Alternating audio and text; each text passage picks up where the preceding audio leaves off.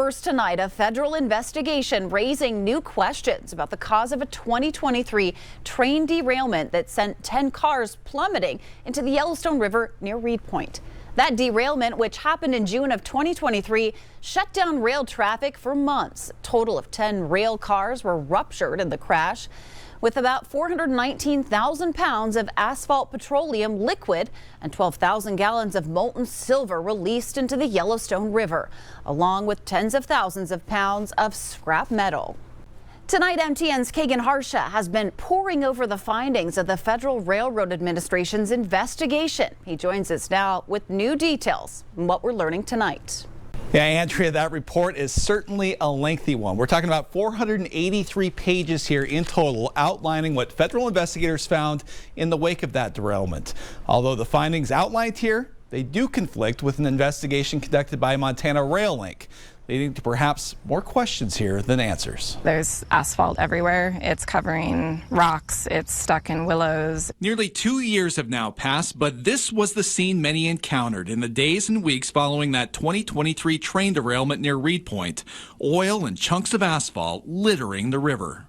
As it warms up, it's sticky, and you could see all these bird tracks around it. Fast forward to today, and much of that debris is a distant memory. But the derailment is now back in the spotlight following the release of an investigative report by the Federal Railroad Administration.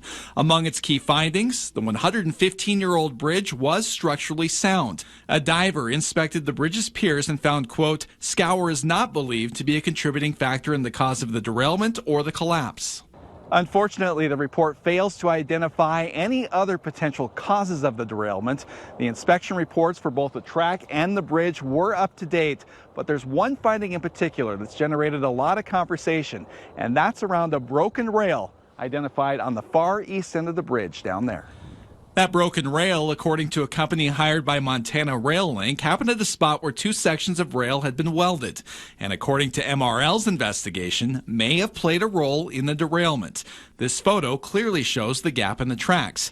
But the Federal Railway Administration disagrees, saying a broken rail, quote, typically causes a catastrophic pileup that occurs directly near the broken rail. The report goes on to point out that the cars directly over the broken rail were upright, and that the broken weld was nearly 350 feet away from the bridge collapse. Instead, the FRA believes the weld was, quote, likely pulled cleanly apart by the extreme forces presented by the bridge collapsing during the derailment. And the report also rules out mechanical failure of the train. That means that 2 years later, many still have questions. We're outraged then, we're still outraged. With the derailment still largely unexplained and no fines or penalties ever levied. We're going to have another disaster. Near Reed Point, Kagan Harsha, MTN News. Well, the Yellowstone River Parks Association is reacting tonight to the results of that federal railway investigation, and they're raising concerns. In a new statement, the group said, in part, our concern with the investigation is a lack of full transparency and accountability.